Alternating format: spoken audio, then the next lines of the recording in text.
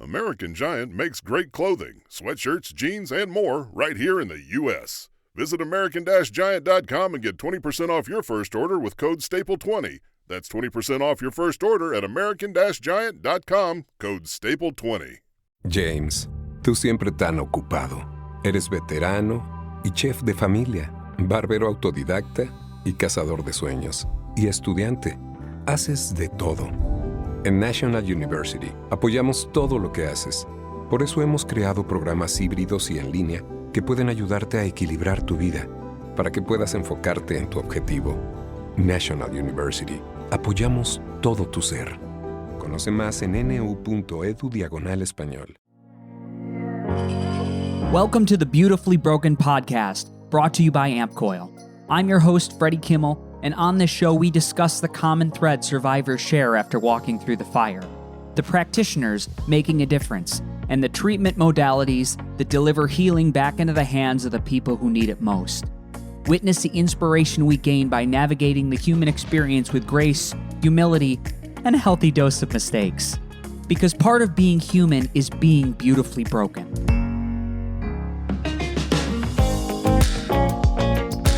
Ladies and gentlemen, welcome to the Beautifully Broken podcast. I'm here with a very special guest, Mr. Mark England. Mark, welcome to the show.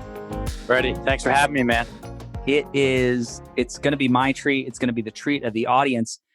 I was just mentioning before we jumped on, it could not be more topical.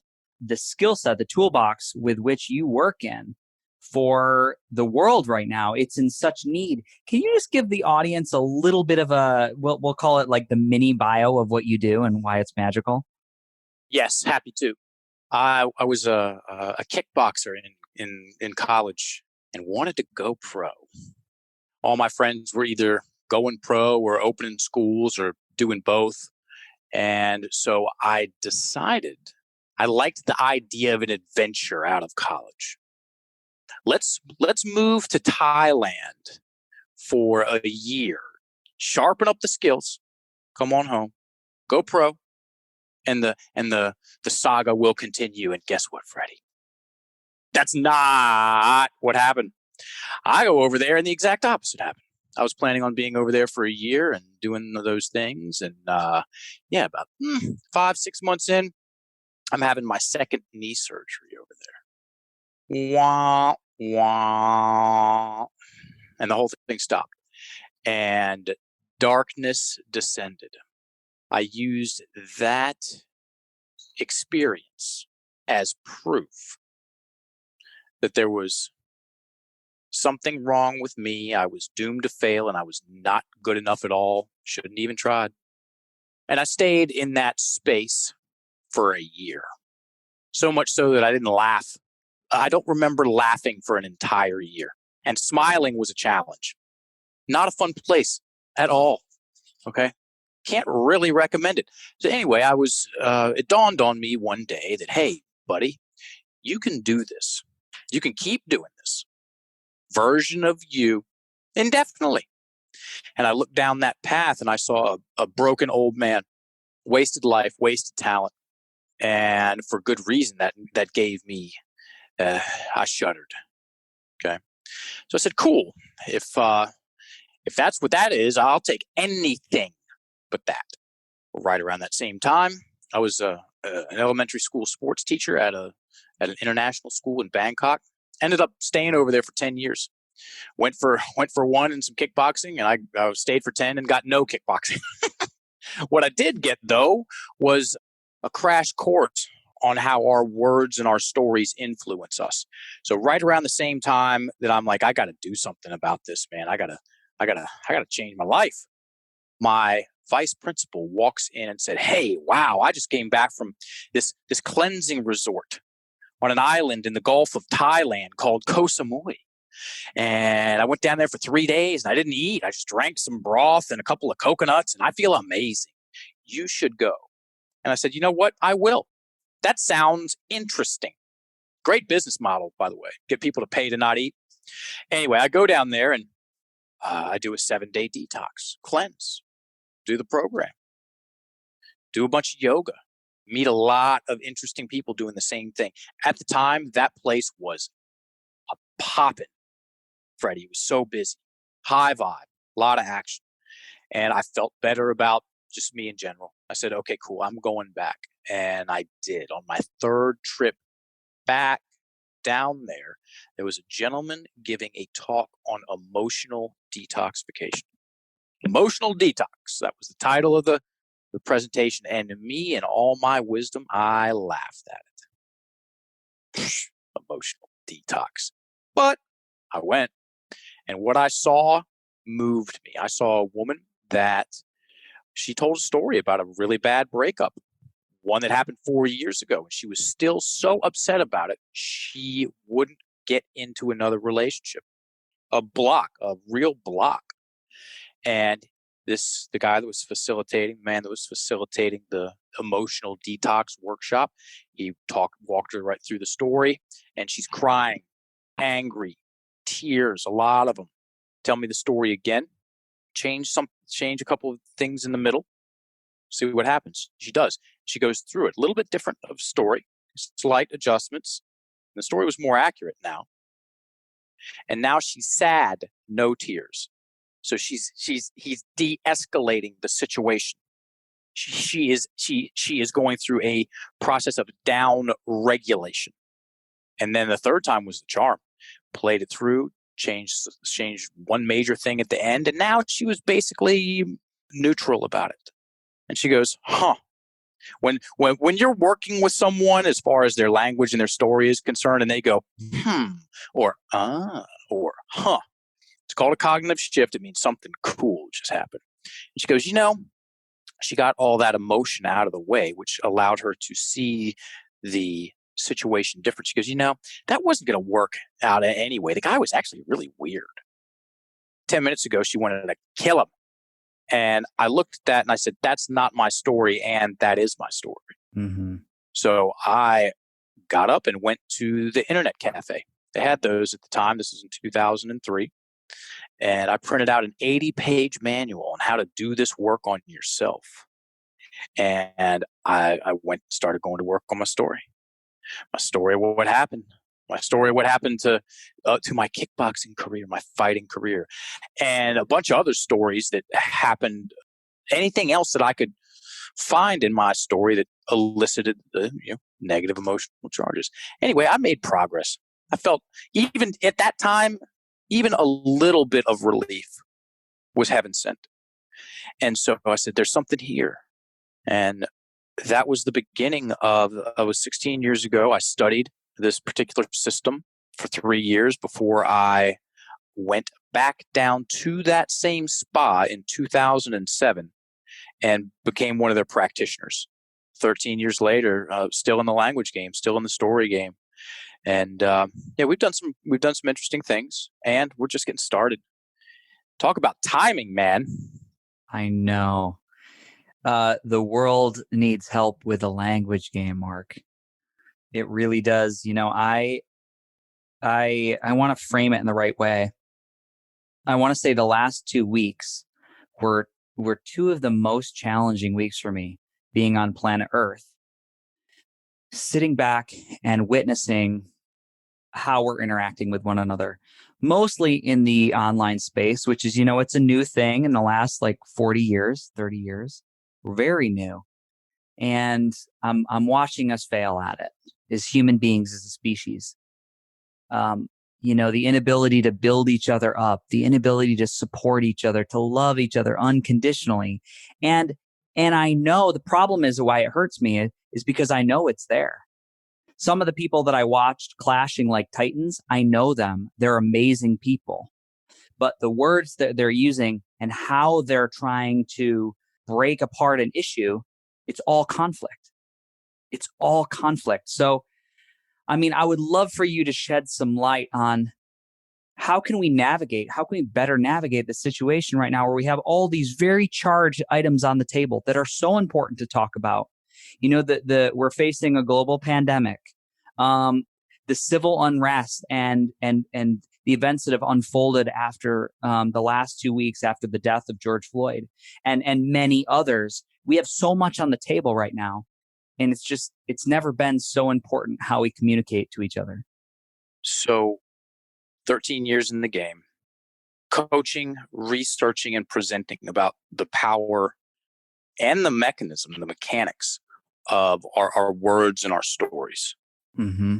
I'm going to drop some numbers, just give some context. I've done over 5,000 individual coaching sessions, well over 500 professional presentations, including a TEDx talk. Been on over 100 podcasts, been in 2 documentaries. We created 2 brands, one for the general audience and one for the fitness industry, all about words and stories. One's called Procabulary, the other one's Enlifted. And we've now graduated 60 coaches. So we're certifying coaches. I live and breathe this stuff. One of my business partners, he calls me a one-trick pony, and I love it. I've got one lane. And it's the words. And the distilled sentence is that our words powerfully influence us. Our language powerfully influences us and other people, for better or for worse. And when we talk to people about how to play the game well, the language game, we give the analogy of an oxygen mask on a plane. Make sure it's securely fastened on your face before you help anyone else with theirs. When someone goes into a stress response or a sympathetic nervous system response, they upregulate, also known as amygdala hijack. It's a psychological term, long-standing, look it up. And when that happens, when someone goes into a stressed state, upregulated state, their breathing gets trapped in their upper chest. When someone's breathing is trapped in their upper chest, one of the a lot of things happen. 2 of the main things that happen in context to what's going on and what are some things that we can do is that when you or myself or anyone goes hot, we get tunnel vision and we become terrible listeners. And if there has ever been a time on planet Earth that you want to be able to see a wide spectrum of scenarios and possibilities and probabilities, and to distill information so you can make good choices for yourself and the people that you come directly in contact with, and be a good listener. Okay. When someone is in a jammed up, upregulated stress state, they're not having dialogues. They're having monologues. So when we certify coaches, one of the themes through the coaching certification process is where to get your breath and where to keep it while you're coaching. Okay. You want it low and you want it slow. You want it in your abdomen. You want to breathe well diaphragmatically. You want to go parasympathetic. You want to go rest and digest. Keep that breath low and keep that breath slow.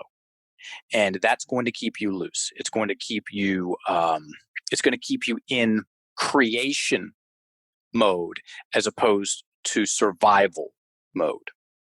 There are some exceedingly relevant and important topics that are front page and center for most of the world right now.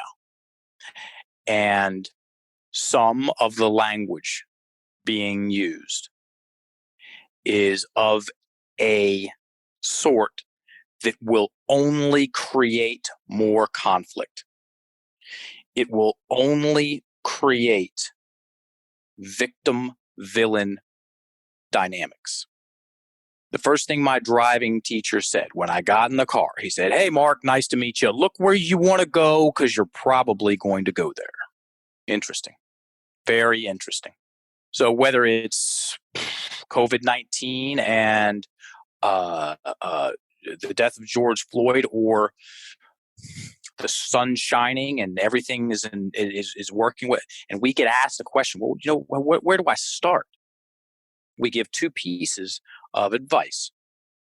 The first one is, at times, practice talking at 80% of your normal rate of speech, as in slow yourself down 15 to 20%, and watch what's going to happen. When someone slows down their rate of speech by 15, 20%, they're going to breathe better. They're going to be, and like I said, when someone is breathing better, they're listening better. When someone is breathing better, they are more comfortable in their skin. There is a certain amount of stress and conflict that we create for ourselves. And minimizing that is it the best place to start? Maybe. Okay. And it is part of the solution for sure. One way we could talk about it, there is a difference between hate speech and self-hate speech. And when my personal experience of this, and also my professional experience of this, is when I'm having a better conversation with myself about myself and what I can do, and I'm using my language to work for me, and I'm using my language to help me talk myself into opportunities and better relationships, and I'm building myself up in my mind, and I'm helping myself breathe well. Okay. Then by a very natural and organic extension, I give that out to other people. And I'm less easily angered, much less easily angered. So if I'm much less easily angered, I'm much more considerate. I'm much more, I'm kind to myself. I'm being kinder to myself. And as a byproduct, most of the time when people feel good about themselves, or somewhat good about themselves, or even a little bit better than they did last week, it's easier to do that for other people too. And this is the one thing that we've been talking about borderline relentlessly for the past 13 years. And now it takes on a whole new context. Where do we want to go? What do we want to create? What do we want to see more of? It is a challenge. It is a challenge. It's a worthy challenge, especially when someone is very upset. And there's a lot of reasons to be very upset right now. It is a challenge to articulate what you want to see and what you want to feel and how you want to be treated and how you want to treat yourself and how you want to treat other people and what you would like to see more and more and more of in the world. It takes skill to do that. And it's a whole lot easier to do when someone is 15 to 20% more downregulated. It's a great tip, Mark. I mean, you because it almost goes against what we've been not sold, but when you see Mel Gibson on the horse delivering the monologue, the speech is high and he's screaming and it's fast and it's pulse and it's Hollywood, so you intensify and we pick up the speech and we feel like there's this almost this mirrored rhythm that needs to happen when we're really gunning down what we believe in, what's mine, what I need for me.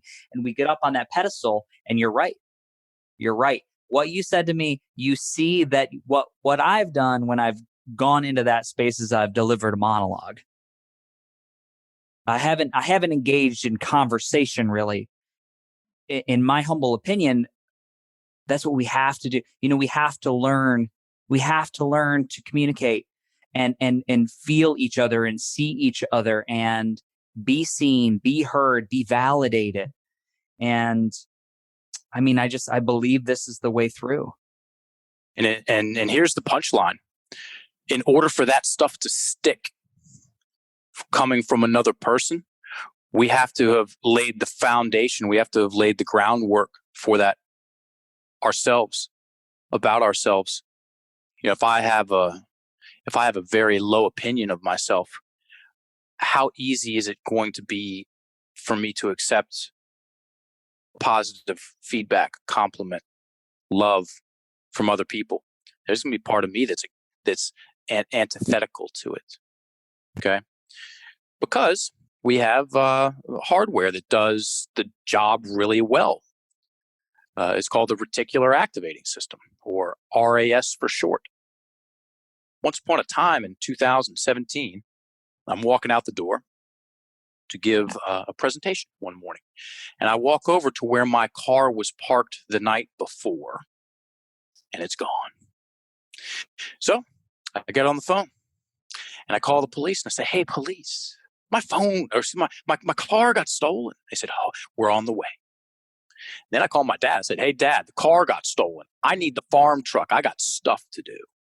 So I get a ride out to my father's farm, where I pick up one of his prized possessions in the world, which is a 1985 Ford F-150, mint condition, 2 tones of brown.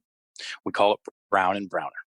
And I drive that 1985 Ford F-150, 2 tones of brown, around Richmond, Virginia for 2 months. And in one day, guess what I started seeing more and more of out on the road?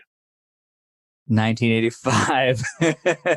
There's actually a lot of them in Richmond, Virginia. I saw 3 in 2 city blocks.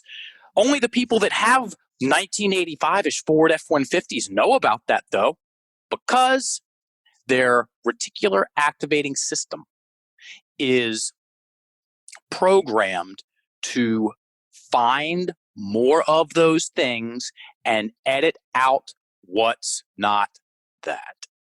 It has amongst other things, it has a search and edit function. So most people have had that experience where they get in a car, maybe they get a new car, maybe it's just a cool car commercial. Something catches their attention and they're like, where are these cars coming from? They've been there the whole time. Okay.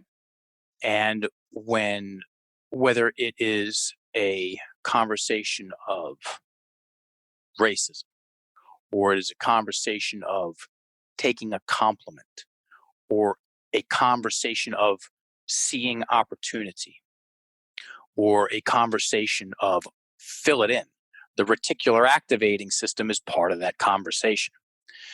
One of the best things that anyone can do to understand more of why they pick out what they pick out and why they focus on what they focus on is watching 2 5-minute videos on YouTube about the reticular activating system. Time very well spent. Go to YouTube, type in reticular activating system, or RAS, and just watch the first 2 videos. They're both about, off the top of my head, around 5-ish minutes. Okay, that's enough. And guess what? Sometimes it's Ford trucks that program our reticular activating system. Sometimes it's our language. I had a woman come in. She sat down in the chair and she said, I'm having some problems in my marriage. I said, tell me more. And she said, my husband thinks I'm beautiful, but I don't believe him. And then she corrected herself. She goes, well, truth be told, I won't believe him. I won't allow myself to believe him. She goes, I know where this is coming from, too. She was 10 years old at her grandparents' house for Christmas. They're walking in the door, and in the kitchen, her great aunt is standing there. And she leans down and says, my, you have a big nose just like me. And that little 10-year-old girl tightened up, ran into the bathroom, and guess what the first thing she took a look at was, Freddie? Mm-hmm. Her nose. Yeah. Which is now 3 times larger in her imagination than it was 5 seconds ago. And physically, of course, it's the same size. And so now she's got this filter. I'm ugly. And so when information that is in conflict, antithetical to that comes up, it bounces right off. It might land for a hot second, but nah, he didn't really mean it, or he's just being nice. They'll talk themselves out of it. And we're doing that all the time. You can't trust anyone these days.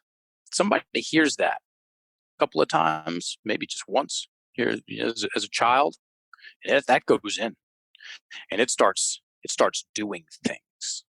It starts these ideas, which they're they're not facts, y'all.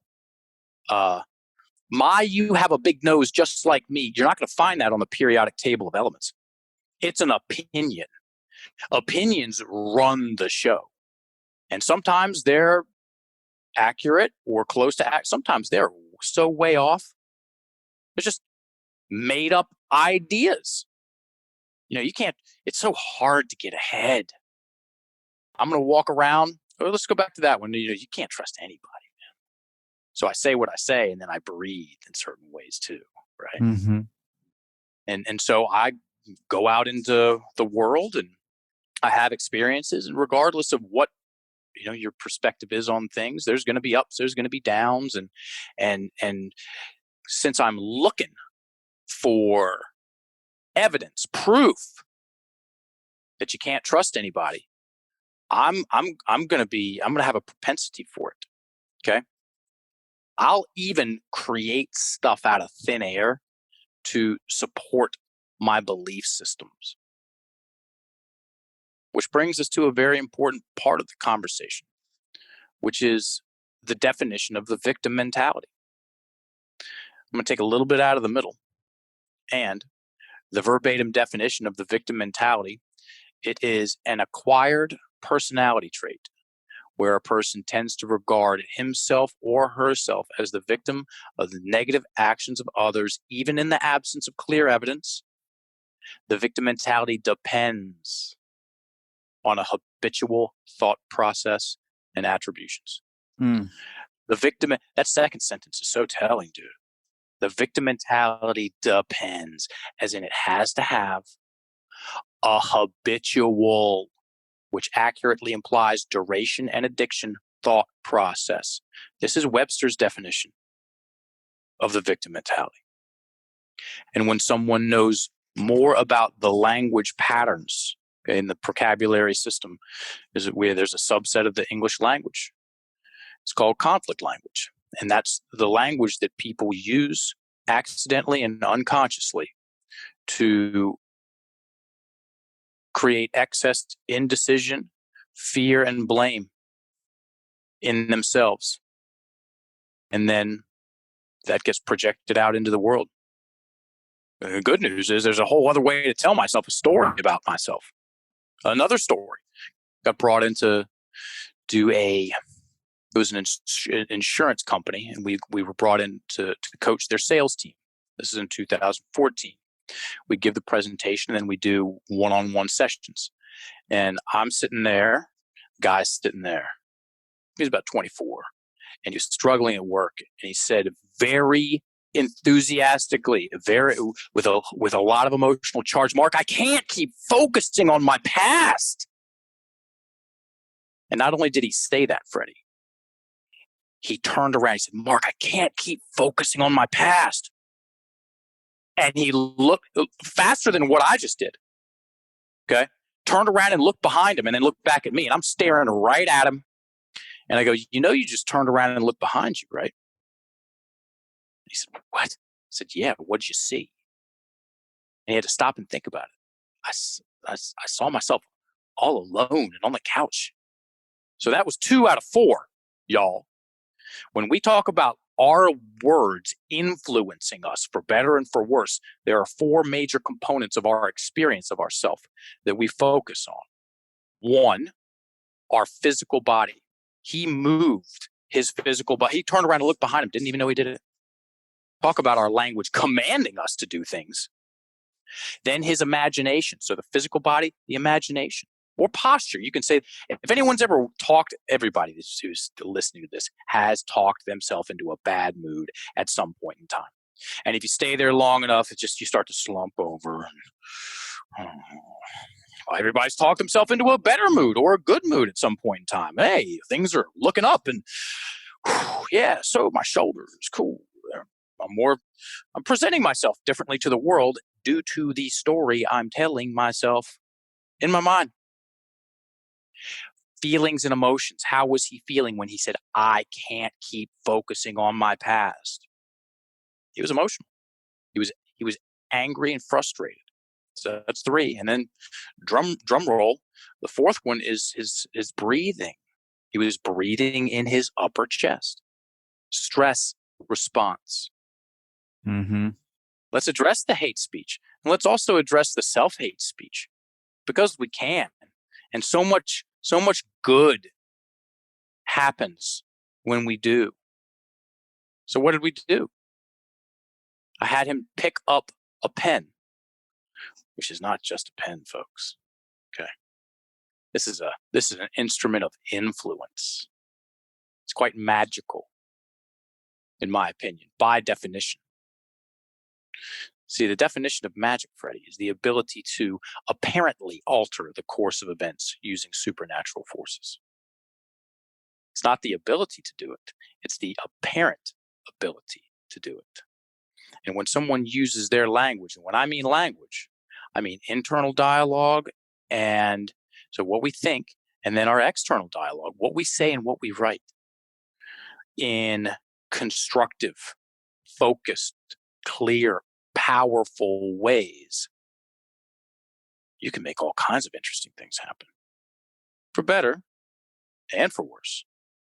So for the better, we took what he said. I can't keep focusing on my past. I handed him a pen. I said, write that down. He goes, what you just said? What did I just say? I can't keep focusing on my past. Oh yeah, okay. Wrote that down. I said, if that's what you can't keep doing, what can you start doing? And he said, like a question, focus on my future more? I said, yeah. Now, make a statement. Turn it into a statement. That was a question. And it took him a couple reps. We got to practice better language. And some of it's going to be clunky and awkward, and we have to think about how am I going to use my words so I focus on what I want instead of what I don't want. He goes, I can, and he took that breath, that sigh of relief of what, folks, pressure. I can focus on my future more. So he's talking himself into it, because we talk ourselves into stuff, again, for better and for worse. I can focus on my future more. So you see the difference of how those two, the way I just said those two statements. Mm-hmm. Now I am prepped. I'm primed to take action, take better action, take productive action. So I asked him 3 things. Let's get 3 things written on paper about what you can do moving forward in your job to develop yourself professionally. Because that feels good, y'all. When we're developing ourselves personally and professionally in ways that we want to, we become so much less codependent. We become so much more empowered. We feel like we have control over our lives because we do have more control over our lives. We become more autonomous. And in my personal and professional opinion, a part of the solution is better individuals, better us, better breathing mechanics, better dialogues, better stories. What if we had a fantastic story about ourselves and the rest of the world? What if we had a clear story about how impressive human beings are? Pick your skin color. We're all very impressive. We can all do, it's not that we can do, we do amazing things. Think of the stuff we've built over the years. And so he identified 3 things and he was able to do it, y'all. Remember the reticular activating system? Because he used his language to focus his attention into his future and look at things that he could do that would add value to his professional life. It would have been so hard, take out so hard and put in impossible, for him to do that while saying, I can't keep focusing on my past. Okay, let me say that again. I can't keep focusing on my past. So let me now I'm going to magically come up with some great ideas about how to develop my future. The stuff ain't rocket science. Okay? It's actually quite simple. It's so simple it's overlooked. The answer is right underneath our nose and right between our ears. And so he did. He wrote down, there was 2 books he needed to read. He wrote them down. He wrote to purchase this and that today. 2, go to more social functions in his work, which he did. And 3, get a mentor. And he wrote me 9 months later, said, my life's changed. I did all 3 of those things, and I'm showing up different. Well, surprise, surprise. Abracadabra, folks. I was talking to one of my good friends about it today. Let's go back before you learned what it means. 5 years ago, what did you think abracadabra meant, Freddie? I thought it meant magic. Me too. Once upon a time, everyone, I'm down in Ecuador, and I'm having dinner with friends. And one of the guys at the table, he knew I was in the language game. He said, hey, Mark, do you know what abracadabra means? And I'm like, yeah, magic. He goes, no, there's a lot more to it than that. He said, abracadabra is Aramaic, and it translates to with my word I create, or with my word I influence. The hair stood up on my arms and the back of my neck. I put my fork down. I went over, sat next to him. I said, tell me everything you know. You can look this up. The metaphysicians of the day, the teachers of the day, they would triangulate abracadabra and wear it around their neck as an amulet to remind them of the power and the mechanism of the spoken word, because they knew if they got that right, it laid the foundation for all higher functions. And they also knew that if they got that one wrong, then it's a real uphill battle. It really is. It is a tremendous. Muhammad Ali, he said, it's not the mountain that we climb that wears us out. It's the pebble in our shoe. That's gold. Gold. That's gold. That's pure 24 karat, folks. It's the gold. You know, I hear all this stuff, Mark, and it's so tangible. It's so actionable. It's something you can do today to change your reality, to change your worldview. And what happens for me when I start to apply some of these lessons, and I always, I think doing podcasts, one thing that's happened to me over the last year, 70 episodes, in listening to other people speak, you start to see a pattern. You start to see a pattern of people who have become millionaires, people who have a successful practice, people who have beat stage 4 cancer, people who have saved hundreds of children from famine, people who have conquered toxic mold that they never thought they would get out of. It's the core belief that they were worthy of healing, that they were worthy, that they were filled with enough unconditional love, that there was never really a question when they would get better. If they would get better, it was when. They knew in their genes and their DNA. And when they tell their stories, it's just sort of, it's nice to be on the ride while they narrate it. You're like, what a treat for me. And then you'll have the counter experience where, oh my God, I hate to throw my dad under the bus, but I'm about to throw my dad under the bus because it's topical. Today I said, Dad, I'm just calling to tell you I love you. How you doing? I just want to tell you I love you. I haven't talked to you in a couple days. Well, I got to be honest. I could be better.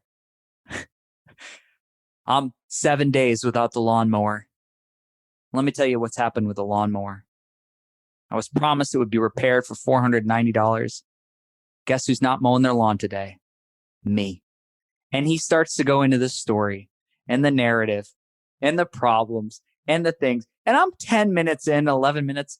I was like, Dad, do you want to continue this beautiful narrative of why you can't mow the lawn right now, because I want to get to some more reasons why I love you. And I love the story, and it's a really good story, but I want to change topics. Is that okay? And my dad's like, yeah, that's okay.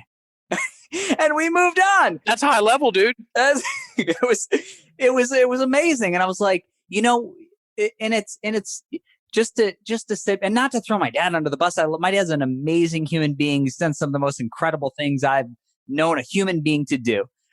Battled adversity and addiction and amazing things. But we all get caught in our ruts, and for me to go into the conversation was like, I wanted to tell my dad I love him, and I want to get off the phone feeling like I want to feel that vibration that I know is between me and my dad. And I know time is short on the planet Earth. So I redirected and I took us there, and we ended in a great spot. And, from this week, from these last 2 weeks, we never know when we're going to get off the planet.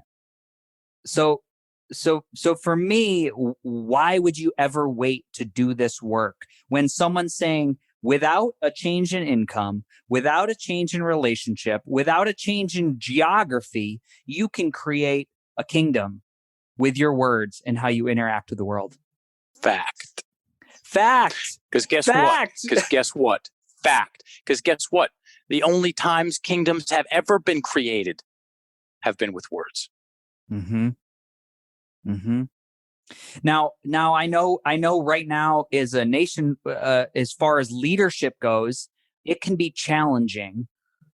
Some of the language that we see, how do I want to say this? I don't like getting political on the podcast. I try not to. I try to show up with these core truths, but it can be challenging because we're given a certain example and, well, he did that. He behaved that way. And we've got to rise above. We can't, I think at this point, we can't wait for somebody else to set the stage how we're going to do this. So sometimes you got to lead from the back. And I think this is that time. It is that time. I'm not 100% sure that this is the Super Bowl. We're in the playoffs, though. We're in the playoffs. Yeah. And lead from below, as in with your breath. Folks, breathe well. A little bit of attention to how you're breathing once or twice a day, that adds up. And you will be more constructive with your words. You'll also sound different. Okay. I'm a professional speaker and a professional speaking coach. And one of the first things that we go over when I take on a new client is the importance of breathing low and slow when you present. When someone is breathing in their chest, shallow breathing, labored breathing, coastal breathing, and they're giving a talk, we've all seen this. They come off as an amateur. Well, it's hard to get in. It's hard to get in there with them. Yeah. It's off-putting. It's uncomfortable because they're uncomfortable. Now, the professional, on the other hand, has command over their breathing. And they tell their story from deep in their abdomen, and it sounds different. And not only does it sound different, they have range with their words. They can inflect, and they can pause, and they can get excited and upregulated when they need to and tell about the amazing things, or bring it down low and make the important emotional points. So they've mastered, in one sense, the way to play the instrument. We are instruments. We are instruments of influence, first and foremost to ourselves and then other people. You want to be a voice of reason in the chaos? First and foremost to yourself, get your breath low, get your breath slow. Otherwise, you're going to get wrapped up in this thing and you're not going to like the outcome, because no one will. Because stress states, they get addictive. And even when the threat has passed, we get into the promised land and we're caught, our reticular activating system is still looking for the villain, then we're going to superimpose that when it's not there. I'm very hopeful. I am very hopeful about the state of things and where we're going. And it's a feeling. It's a feeling. It's in my body. I'm loose, dude. I'm loose. I'm heavy in the right way. I'm settled into myself. I'm comfortable in my body. My mind looks at the situation, and I'm like, yeah, we're in it. And language fuels action. So the language that is being used, a lot of it, the earthquake has happened and the tsunami's on the way. And I feel very good about the state of this process that we're in. And there will be times to talk, there will be times to listen, the whole thing's going to be extremely entertaining, for better or for worse. And we're on the other side of this. There's going to be a lot of beauty and a lot of love, because in my opinion, that is that's the opposite and the antidote to racism. The opposite and the antidote to racism is not anti-racism. It's love and respect. And I had a phone call this morning with a dude I went to high school with. He went by the name Joe Coward then, and he lives in Atlanta now, black guy. And he goes by Mus Zoser Ankh Hat now. And he just wrote a book, came out maybe 5-6 months ago, about being bicultural. So growing up in white suburban Richmond in the 90s, what that was like, harder for him than I thought. I was in my own world. And what traveling did, and he went over to London and stayed over there for a while, and his whole worldview changed, and he came back and moved down to Atlanta and wrote a very beautiful book. A lot of love in there, and a lot of tact. And he talked about all the things that are happening right now. He was a little ahead of the curve, and this curve being this massive spike in the conversation about race relations. And I told him at the end, I said, dude, I love you and I respect you. And that's it. That's enough. Or that's beautiful, in my opinion. And you know what? He thought it was beautiful too. So much so that he and I are doing I got a couple of buddies in Richmond who have film studios, and he and I are going to get together July 17th, 18th, and 19th. It's a weekend. And we're going to get on camera together, and we're going to have a conversation about this side by side. Yeah. And that's how this thing moves forward in a fun direction. You know, there's a reason why I'm comfortable around Thai people. It's because I lived there for 10 years. Go have some fun with thy enemy. Go have some fun with your perceived enemy. The more and it's it's an inside job. This is the OG, the original inside job. Get my story under control, breathe better, feel comfortable in my own skin, and then I'm going to be more comfortable with other people. And I'll see them for who they are instead of an inherited story about whatever. Mm-hmm. Yeah, I had that. It was like this beam from the heavens, and my sunroof is open, but the beam from the heavens hit me on the head this morning after I got out of a PT session. And I just sort of, I just had this moment. It was like, love is an inside job. And if we're out there, and we're out and we find ourselves in these situations and you're pushed. It doesn't have to be literally pushed, but you could be physically pushed or pushed online. What pours out of the cup? What pours out of my cup? I'm usually like pretty empathetic, loving human being. So I'm usually I'm gonna, with childlike inquisitiveness, I'm gonna say, why'd you do that? Let's start the conversation. But it's going to be love that spills out. But if you are filled with self-hate and self-doubt and a sense of lack and you're pushed, that's what pours out.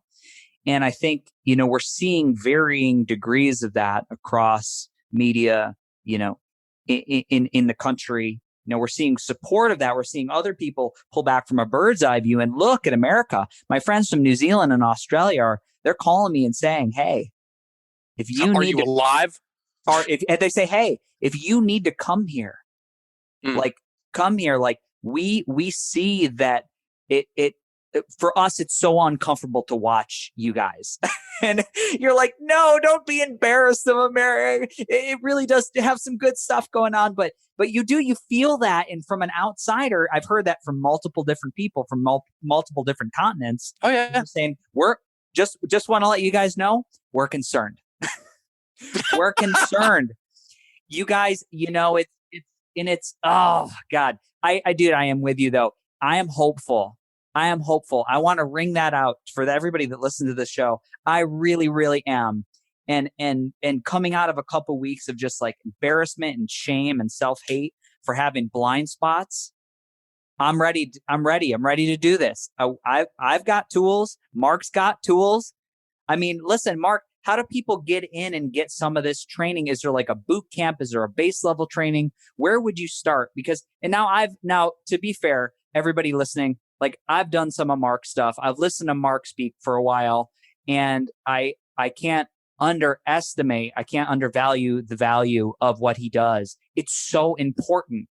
And it sounds like you said, oh, it's simple stuff. Well, it's the stuff we don't do, because I don't see people using this type of language when we communicate, especially with people that don't share our beliefs. And these are the tools. I have another thing for you. So I want to know where people can get started. Let's go there. Let's do that first. And then I don't want to lose the other question. Okay. Very cool. I have an Instagram account like some people, and the handle is Mark England 2020. And it is it's a free language training school turned into one. And so I post there almost every day, just a very simple post about words, giving example, giving context. And it's a great place to get the tone of this practice. Because guess what? Mindset is a practice. Racist ideology, that is a practice. Okay. Self-love is a practice. Respect to you is a practice. And when we know more, even just a little bit more about what words to be aware of and potentially cautious of, what words to use less of, and what words to use a little bit more of, it makes the whole thing practical, as in it can be practiced. Okay? You're going to talk about doing something. That's the ultimate doing. Changing your words, which change your stories, which change your identities. And 8 weeks ago, I woke up one morning and drank a cup of coffee. And I decided, let's do a one-off call for 20 people on how to supercharge your affirmations. The formula is simple. Accurate speech plus empowered breathing equals much better results. We did that call, and it went very well. Everybody said, that was awesome. Can we do another one? Of course we can. Next Thursday at 4:30 p.m. Eastern Standard Time. Yeah, I'll be there. And then we had 100 people. And that turned into a Facebook group. We've got 1,100 people in there right now. And I've committed to doing a call every Thursday at 4:30 p.m. Eastern Standard Time for the remainder of 2020, because I'm curious about what's going to happen if I do.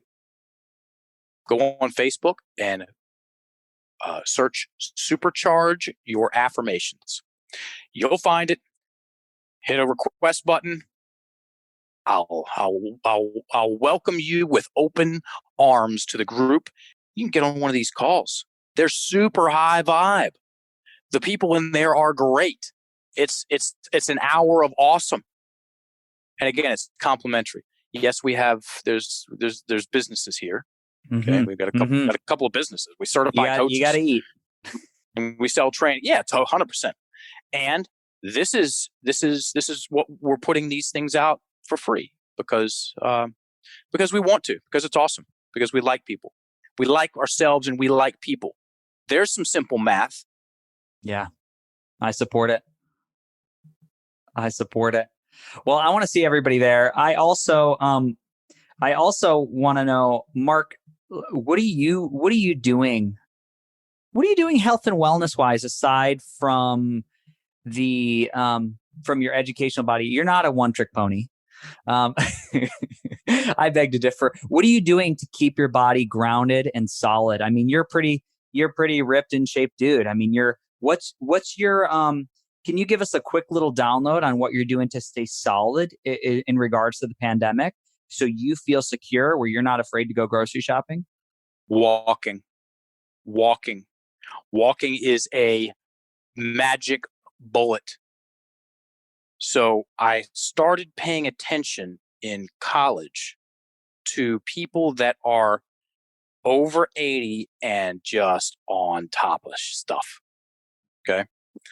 And it was my college girlfriend's father's kindergarten teacher who was 85, 5 foot nothing, and had a grip as strong as mine, sharp as tacks. I said, what do you do? So what do you do? I walk 5 miles a day. And I've made a point to go and talk to people that are strong and vibrant and productive and having a good time into their later years. And they're all walkers.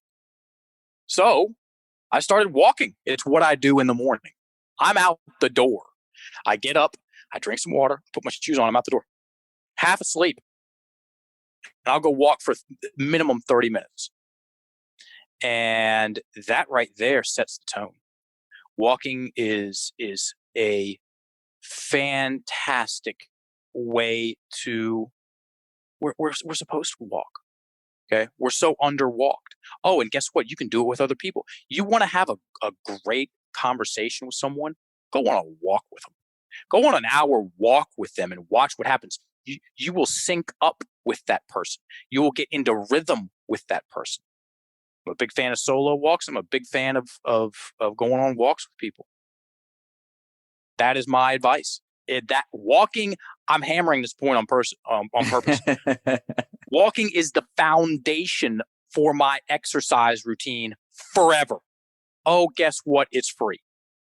And it's not even low impact. It's regenerative. Go for a walk and then go for a 30-minute walk and then check in with yourself about how you feel afterwards. You're going to feel better and you're going to have more energy. Feel better, have more. Go on walks, people. Go on walks and leave your devices at home. Okay? There's plenty of time to look at whatever. It's true. So the Beautifully Broken podcast, you've had your experiences with putting pieces back together. What does it mean to you? What does it mean to you, Mark England, to be beautifully broken? It's a lot of fun. I've had a lot of fun. I've had a lot of fun breaking myself and fixing myself. And you know what? It's part of life. Do I know anyone that hasn't broken themselves and at least to some degree to put themselves back together? Well, I mean, people. Okay, let me say this. I'll say it like this. It happens a lot.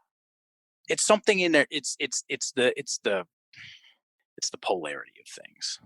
It's the appetite for destruction. It's the appetite for construction. Death and the rebirth. The hero's journey, if you want to get all Joseph Campbell about it. And it always makes for a good story. You know, we're right now, we're in the greatest story ever told as far as humanity is concerned. There's so much going on and there's something right about it. As a natural. Like I said, man, I'm hopeful. It's not even hopeful. It's more than that. We're all going to be okay. I love it. Brother, it was a pleasure having you here. I thank you for being a guest on the podcast. Namaste. Thank you for having me on. Ladies and gentlemen, you made it to the end of the podcast.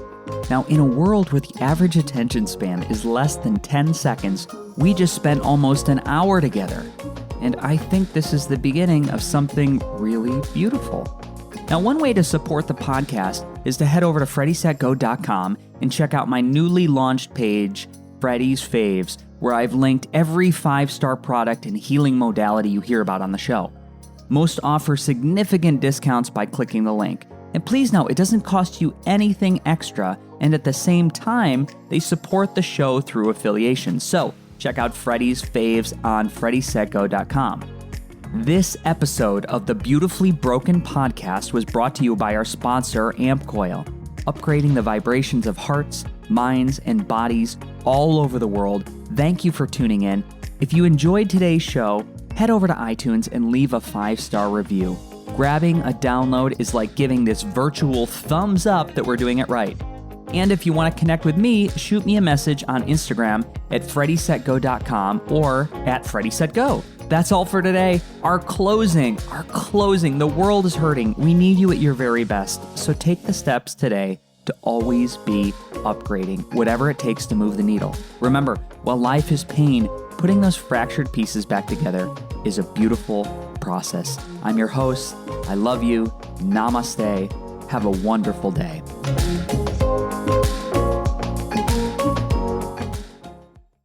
Here in America, work is in trouble. We've offshored our manufacturing, sent away good jobs, and lost so much ability to make things. American Giant is a company that's pushing back against this tide. They make high-quality clothing, sweatshirts, jeans, dresses, jackets, and so much more, right here in the USA. Visit American-Giant.com and get 20% off your first order when you use code STAPLE20 at checkout. That's 20% off your first order at American-Giant.com, promo code STAPLE20. James, tú siempre tan ocupado. Eres veterano y chef de familia, barbero autodidacta y cazador de sueños, y estudiante. Haces de todo. En National University apoyamos todo lo que haces. Por eso hemos creado programas híbridos y en línea que pueden ayudarte a equilibrar tu vida para que puedas enfocarte en tu objetivo. National University. Apoyamos todo tu ser. Conoce más en nu.edu/español. At Arizona State University, we're bringing world-class education from our globally acclaimed faculty to you. Ranked #1 in innovation for 10 consecutive years and #2 among public universities for employability.